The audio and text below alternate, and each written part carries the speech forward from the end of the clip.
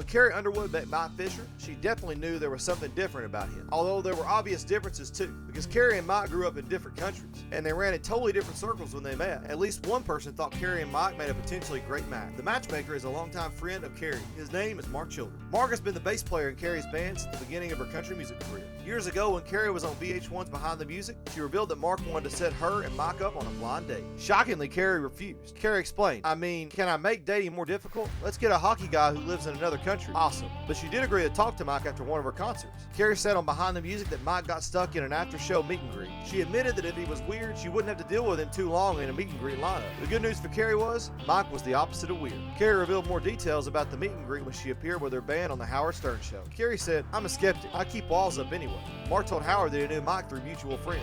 Mark said that Mike asked if he could meet Carrie backstage at the Opry. Mark shot that down, and shockingly, Mike waited a whole year to meet Carrie in person. Mike also drove for hours from Ottawa to Toronto, Canada, just to get that meet and greet with Carrie. They allegedly hit it off right away, and Carrie somehow knew that Mike was the one. At least she did in a physical sense.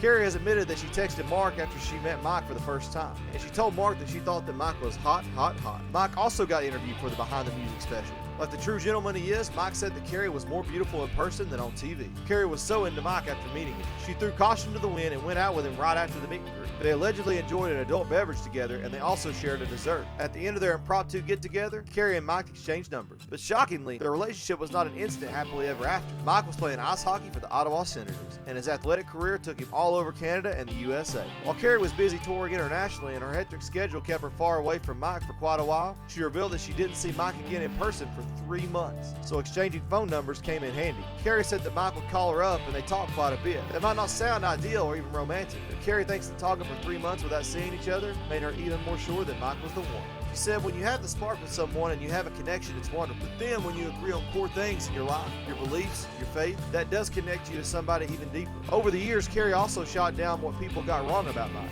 If anyone believed that Mike was with Carrie because she's famous or because of how she looks, Carrie knows the real truth. Even though Mike is different from Carrie in some ways, after they talked for months, Carrie realized they were more alike than different. Mike could understand what Carrie was going through more than most guys.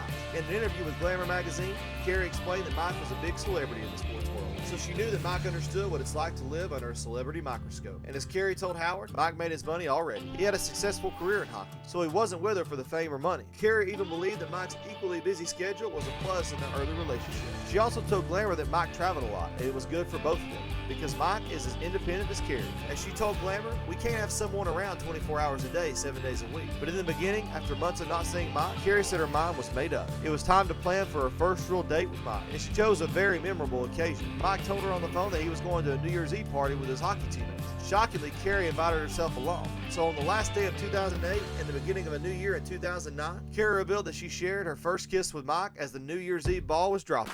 While that makes a very romantic image, it still wasn't easy for Carrie and Mike. They still had busy schedules to work around. But Carrie said she always felt peace of mind when she dated Mike because they shared a strong faith in both religion and commitment. Carrie explained that she and Mike often went weeks without seeing each other, and she never worried about their relationship once. Mike always told her when he was going out. Carrie claims it never bothered her, and she even said, "I don't bat an eye," because she knew how devoted Mike was to her, and unlike other guys she famously dated. One guy that seemed perfect for Carrie was NFL star Tony Romo. As a fellow American and pro quarterback for the Dallas Cowboys, Tony seemed like a much better match for Carrie in so many ways. She began dating Tony in early 2007, but their relationship was over in less than a year. In the end, Carrie gave hints about why it didn't work out with Tony, and some fans even thought that Carrie's hit song Cowboy Casanova was a diss track about Tony. So did Carrie set the record straight? She did, kind of. Shockingly, Carrie told Esquire magazine that Cowboy Casanova was not a song about Tony, although Carrie did not let Tony off the hook either. She said, "I would never immortalize the guy that did me wrong. I would never give him that much credit." But Carrie has always given Mike a ton of credit. She even included a dedication to Mike in the liner notes of her albums. Carrie said, "Mike had become an important part of my life." She even admitted that Mike inspired a lot of the songs on the album called Play On. Carrie revealed that one of her most critically acclaimed songs was Mike's idea. The song is Temporary Home. Songwriters who have worked with Carrie also realized she knew Mike was the one. One of these songwriters is Luke Laird. In an interview with The Boot, Luke said that Carrie came up with the first line for her hit Mama song. The first line is, "Mama, you taught me to do the right things." Carrie and Luke wrote the song after she started dating Mike, and Luke believes she was singing about a new life with her new man. Mike proposed to Carrie on a Sunday afternoon in late 2009. They were taking a snowy walk in the woods around Ottawa.